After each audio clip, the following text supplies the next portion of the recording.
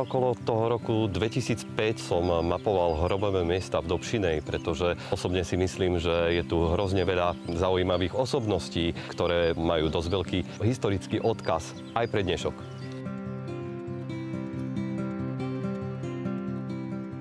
Pochovaní sú tu rôzni dejatelia mesta. Najvýznamnejší je tu napríklad rodina Rufíniovcov, potom Sontagovci, Rozložníkovci alebo Gemeriovci.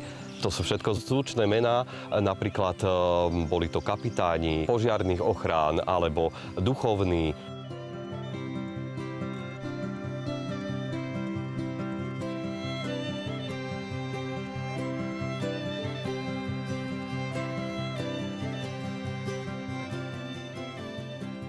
Prichádzame momentálne k jednému z pamätných hrobov.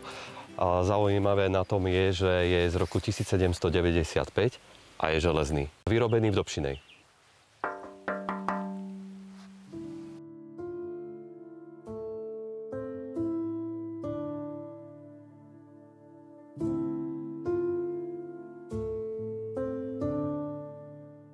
Úplne charakteristické hroby pre cintorín sú hlavne hroby Nemcov, ktoré vždy sú dosť také podobné rysy. To znamená, je to ihlan, obelisk a ihlanovitého tvaru na vrchu, kde si vždy pri pohľade na daný hrob poviem, a tak toto musel byť Nemec.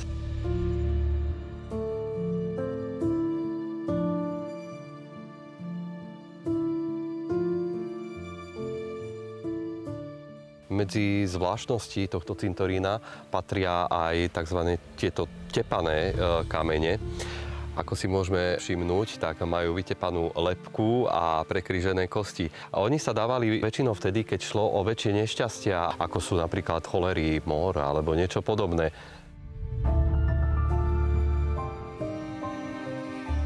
Historicky najzaujímavejšou je jednoznačne hrobka Rufíniovcov.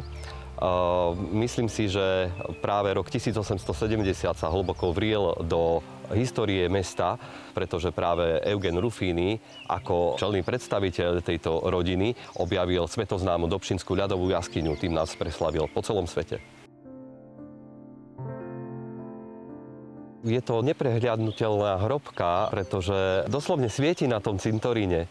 Je žltá a povedal by som, že aj najväčšia. Takže jednoznačne je dominantou tohto cintorína.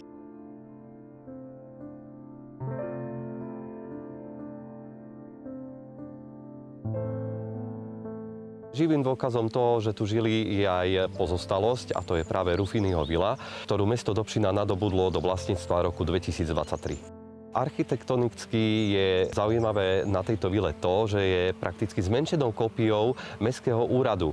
Postavená bola roku 1871, Mestský úrad 1870. Jej staviteľom bol Karol Benko, ktorý má na konte práve stavbu Dobšinskej radnice, ale aj veľkú prestavbu evanjelického kostola.